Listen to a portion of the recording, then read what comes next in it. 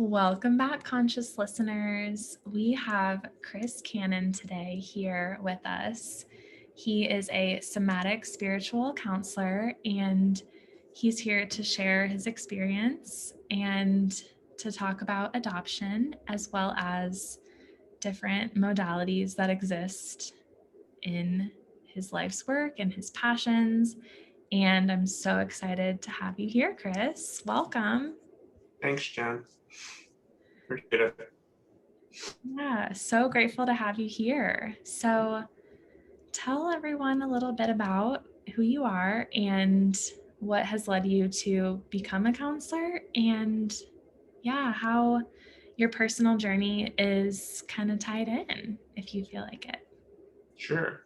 Well, there's a lot there. So I will start by saying I'm a somatic psychotherapist and addiction counselor, and I co-run a collective of somatic psychotherapists with my partner, and we're called Somatic Spiritual Counseling. And I, let's see, I do work with a lot of adult adoptees, and I know that's something you're wanting to talk about today. So that is, our collective doesn't specifically focus on that, but it is one of my focuses, which I've been doing for about 5 or 6 years. So yeah, what led me to becoming a counselor? Well, geez, how micro or macro of an answer do you want with that? Because it could be long story, like super long story, short, or somewhere in between. Maybe sounds best. Sure. Yeah. Okay. I'm sure it's so many different factors, right? Like, how Yeah, could you boil it down to just one thing? yeah, it is. It's definitely a lot. So I'll give, you know, how about I highlight some of the impact of being adopted and how that led to being a counselor? Does that feel That, like a good direction? yeah, that sounds so informative, and I imagine so helpful for people to hear. Okay. Yeah. So so I was adopted at birth, or actually about 2 weeks after birth, and then essentially around adolescence, somewhere around 13 or so, my uh, initial adoption, like early trauma and things, set in. And what do I mean by set in? Well, in my own experience, it went from being like a basketball playing kid, hiking in the woods and stuff, to being suicidal in a matter of months. So it was like something just turned on, and there was a major crash, and wasn't necessarily catalyzed from any too much external environments. There was some stuff going on at Catholic school that wasn't working for me, but but other than that, it was like a real stirring around that age period. And now I look back at it and understand, well, the developmental period shifts in terms of looking away from my parents to figure out who I am, and my family of origin, to looking to the world, and that is a catalyst for much more self-awareness about what is actually happening for you, and what was happening for me. And then likewise, also, we also know um, epigenetics, like that time where your brain starts to grow again, because our brain stops growing from like age 5 to 12 and starts pruning, and then at around 12 or 13 it starts to grow vast again. That's why teenagers need so much sleep and stimulation and whatnot. But when that happens too, it really made me feel like it made me start to feel the genetic predispositions I had towards alcoholism, depression, because those genes like are really getting turned on and activated at that new brain development stage. So to the best I know, those are kind of the reasons of like everything started then. Um, and so, yeah, major severe mental illness, essentially depression, suicidality, extreme addiction for many years, um, just going as far down as one can hope, or not hope. And then around, 2021, 22, I started meditating. And that was the first thing that sort of drew me into a new direction. And then after several years of meditation, the trauma really started to come forward as I was getting sober in my early 20s, meditating. The trauma was really coming forward, like right into the foreground, unavoidable. And I went to therapy. And I shopped around, went to a few different therapists that were basically just not good therapists, if I can say that. And then I landed with one who was trained in somatic experiencing, trained in dynamic attachment repatterning, but also had a very strong mindfulness meditation practice of her own. She was a Naropa grad, and she was fantastic and just totally blew me away in 2 sessions. And that just became my life. Psychotherapy became my life. And a year later, I had made so much progress in a year of work with this woman that I was going back to get my own master's degree. I had already been working in mental health because I had a bachelor's in mental health that I was at Mental Health Partners, but it was that moment that really was like, okay, I'm going to become a counselor because I met a woman who did it really, really well. And that set it off for me. So, yeah. Wow. Mm-hmm. And how cool to have like been working with someone that ignited that within yourself. Like I keep hearing you mention too, like the mind body connection and the importance of being connected in that way. And I imagine that that was something that you discovered among your meditation journey, and then among getting to work with someone that could really see you and validate you for the things that you've probably felt longer than you could know, you know? Yeah, I think so. Yeah, I think for me, I mean, the reason to go further in terms of counseling, the reason I am heavily geared as a somatic psychotherapist is because of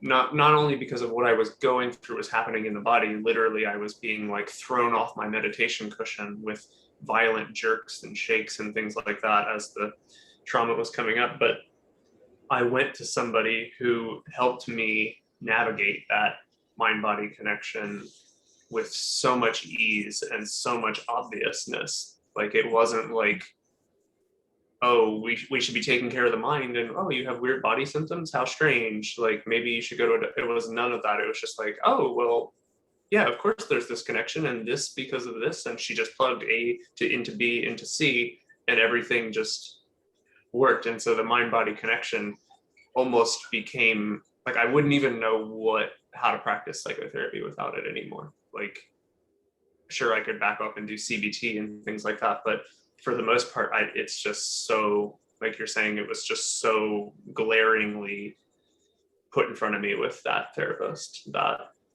was the new path for me. So, yeah. Right. And I think about too, just even in our society and our culture, like when you witness someone or when you experience something, right, like different body sensations, like that can be really taboo in a way too, right? So even just like, you know, just being in the world that we are, it's like we don't actually, you know, track that within ourselves. We don't actually attribute it to different things we've experienced, you know, like sometimes we internalize that or like think something's wrong with us just because our body is having a response that's actually so accurate to how it needs to respond. Yeah. And what I liked about what you said, the like we interpret, I think you said we interpret that as something wrong with us, you know, from the somatic therapy perspective. And I know we're going a little away from adoption, but that is the basis of mental illness, like that things that happen in our minds, such as, you know, like self-aggression and depression and anxiety, are actually mental responses to the bodily signals that are traveling back to the brain. Like we don't often think about the fact that we have just as many nerve impulses going from body to brain as brain to body. And when you start talking about the ventral nerve or the vagus nerve going, like, there's actually more. There's actually 70-80% of those nerves are going body to brain. And so, yeah, it's very often that our bodily responses and clenchings and traumas and things like that that are actually interpreted by our brain as depression, anxiety, self-regression, these sort of things. So it's a very different, it's a flip on the way we normally think about it, for sure. Yeah, in a culture also that so heavily values cognition, right? And Yeah, indeed. efficiency and all of that. It's like, Yeah. it's hard to drop down into your heart from your head, even though, yeah, research doesn't even know, right, how many neurons are in our gut and our heart, right? It's like, it's so beyond what we even know, like what we even cognitively know. Yet it's like what we put all of our trust into is our cognition and, how we've been raised in that way. Yeah. And of course, in a society that values that and validates it. So, wow, what a groundbreaking way to help people Yeah. bring themselves back to themselves. Yeah. I'm biased, that's for sure. I'm so Yeah. with you. Oh my gosh. Yeah. Like, yeah, even in the lens of play therapy, it's like, how could it not be body based and sensationally based? Like, Yeah.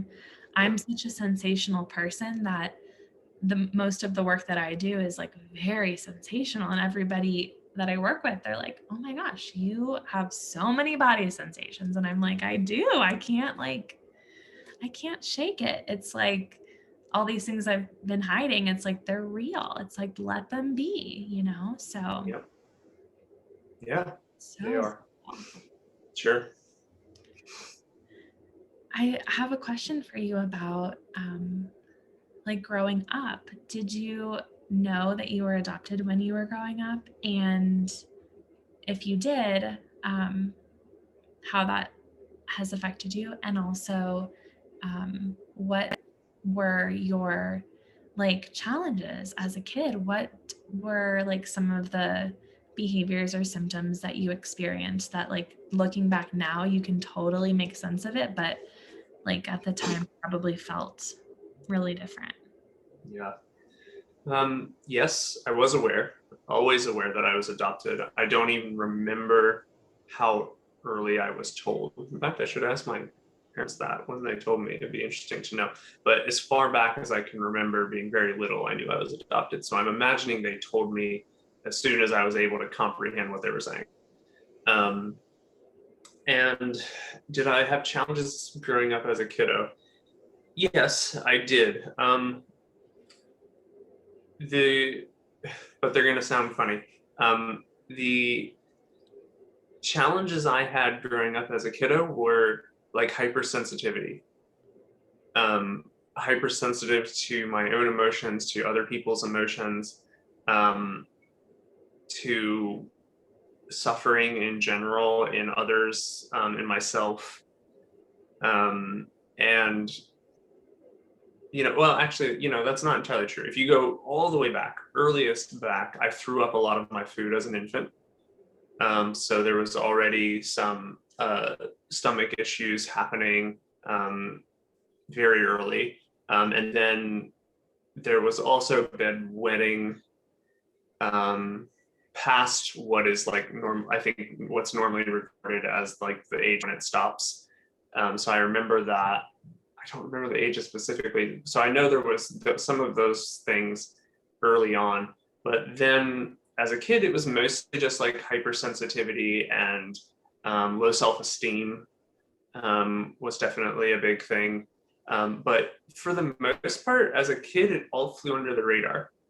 And the reason, well, you asked me how did it impact me also to know I was adopted. Interestingly enough, I did not know, or I did know, but I couldn't face how much it impacted me until I was Mm, 26.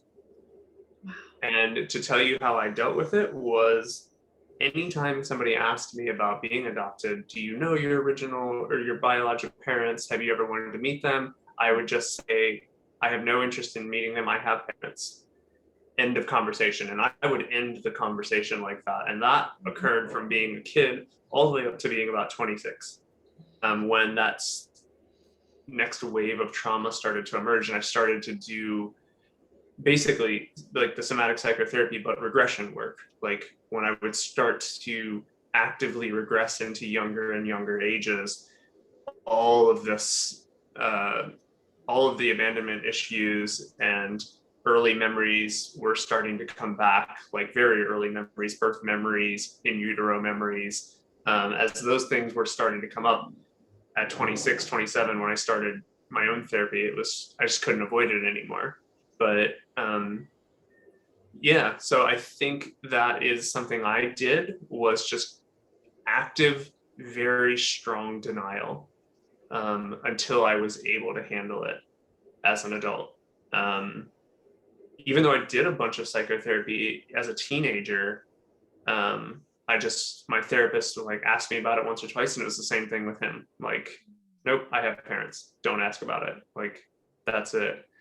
So when I look back now, as you're saying, in retrospect, I know that it was a severe issue, for me, but I had to keep it suppressed. I had to keep it held down because I was not in a place yet to deal with it. So, yeah. Yeah, and I just think about how you were like a mirror for yourself in all the ways that people asked, right? Like I imagine some part of you, every time you were faced with that question, you had to face yourself a little bit to say, I'm going to continue to protect myself. You know, it's like Yeah. I imagine So, you had that trust to know that, oh my gosh, this keeps coming up. Oh my gosh, there it is again. You know, like yeah. I imagine that you had so much trust in that too, Yeah. of being sensitive, trusting your own, you know, journey, your own pace, your own rate, your own everything, your own tempo. Like, Yeah. Absolutely. Yeah. No, that's a well, good point. That's why I say, on some level, I did know it, but mhm. it was definitely in the unconscious at that point, but maybe just enough at the surface that I did have to protect. Like I did have to put that layer, for sure. Yeah. Yeah. Yeah, and you have come such a far way. Like, Mhm. I know I mentioned this before too, of like, you know, everybody's story is different, everybody's experience is different. Like, you represent your own experience. And like, yeah, how, I guess, how would, if you had any like advice or anything for parents who are thinking about having a conversation with their child, like, how would, you know, you advise them or even just guide them to trust their own experience? A conversation about what specifically? I guess if, I guess any conversation around like telling their children at, you know, any age that their parents aren't who they think they are or aren't, you know, that like just I guess like the groundbreaking truth of their situation. Yeah, absolutely. Um, well, first, I think I side with, which is what most of everyone in the adoption community seems to side with, which is the earliest as possible is best. Like as soon as they're even able to comprehend, maybe even a little bit before you think they're able to comprehend. But my personal piece of advice around it is something I tell a lot of couples that I work with, around communication about hard issues, and I think this very much applies, is make it coffee table topic. Like make it as a level of like kitchen sink reality, if you will, like that this is not something we have to hide behind. It's not something we have to have okay, we're going to have a big family meeting Friday night at 6, to talk about this anytime that something's coming up. Like it needs to be something that is so uncharged for the parents like as possible. Like, and that requires, this is something that I think adoptive parents hear a lot of, but I think probably a lot of parents hear a lot of, um, just my view, but is doing your own work, right? Like understanding how hard it is for you to say that to a kiddo, and if it is hard for you, they're going to hear that it's hard, you know. And so that entails, like I said, you, like the parent, being okay with the topic themselves. So if you have to go do 6 months of therapy for yourself to make the topic okay, do it. But the topic needs to come out in such a way that this is like, yeah, this is what it is. This is reality. This is the tone. This is welcome at the coffee table all the time. It just sits on the coffee table in the living room at all time. And at any point in your life, whether you're a 3-year-old, a 6-year-old, a 10-year-old, that this is coming up for you, it's welcome. Oh, you're in the middle of eating cereal and you just had a thought about it, you get to say it and we get to talk about it. So that would be my piece there, is making it as commonplace as possible. And then absolutely being willing to follow the kiddo's lead on how much charge it has after it's brought up, right? If it has a lot of charge for them and you can be there with them, but then that's, you're back to basic parenting skills, which is attunement and following the kiddo's lead, essentially. So, which play therapy is great for.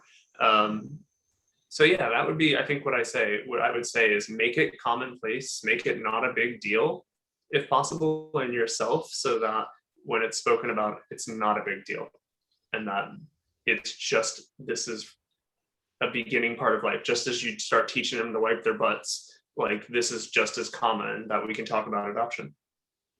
So, yeah. It feels so comforting to hear, like, just that base level of acceptance, and yeah, the authenticity that comes with it of, you know what, like, this is not something to hide, and oh my gosh, if there is something to hide, let's see what that is. You know, what is it that we're avoiding or distracting from? Yeah. Yeah. And then my final question for you is, how has adoption, or at least in your perception of being adopted, how has that influenced or related to your experience and relationship with loss? Or how does that, how did that impact you, I guess, growing up or even in present day? If that's something that you thought about before. Because in play therapy, we definitely, you know, definitely practice different ways of like acceptance around like rejection, sadness, all of that, which is so helpful. Because like the theory is that, you know, when we don't lean into it, it's gonna get bigger, right? So I'm so curious how it has showed up in your life. Yeah, I think for me, what it's done around loss, and I mean, which is, I think it's similar to what it's done around almost all of attachment dynamics, but loss applies to more than just relationships. I think what it's done is highlight, and I shouldn't say, what I should say is what becoming aware of my adoption trauma and becoming aware of those things has done that, because that's had the biggest impact. Before that, I would say, well, let me just back up and say that before that, I would say adoption did very similar to what you would expect, that losses became more extreme, right? Like they became very amplified, very serious, very depressing. And then as I became aware of that, like what that has essentially done is just highlighted a greater need for less speed. And what I mean by that is when a loss is occurring, whether it's a relationship or money, or one of my clients leaves, or something around that, I don't go fast through the process.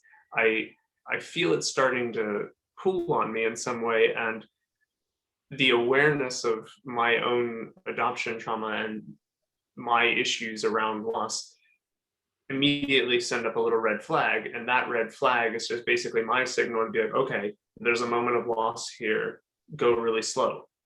like take a moment, like close your computer, like wherever I found the news, and just see what's happening, be with what's happening. And then that looks like taking care of myself, inviting allies in to take care of myself, like all of those things. But I think the main takeaway is that I really put an effort into slowing the process down, to let it move, like whatever, whether it's grief or anger or rage or whatever happens at the loss, I take extra time with it, maybe a little bit more than somebody else might take, I think, if that makes sense. That was so beautifully said. Yes. And yeah, it may not take like something like adoption to realize that. And also I hope not. Yeah. also to like even adopt that Yeah. pattern, that way of being in the world, right? It's like that is something that time to slow down for. Mhm. You know, we never slow down for loss. And that's something that I'm personally passionate about too. So Yeah. Yeah. Good. well, thank you so much for joining today. Are there any last remarks or anything you'd like to share? Uh, no, I don't think so. I mean, I could. There's always more to say, but if this is what you were, if we got what you were wanting, this is great. Yeah. And where can people find you if they want to learn more about your services and everything? Yes. Somaticspiritualcounseling.com is our website. And that's the collective I co-run, and all my info, you can reach me through there. All my info is on there too. So So cool. yeah. Yeah, please check this out. This is revolutionary, life-changing. Oh my gosh, such big work. Yeah. Yeah. Thanks, Jim. Yes. Thank you so much for coming, and we will see you later. Bye.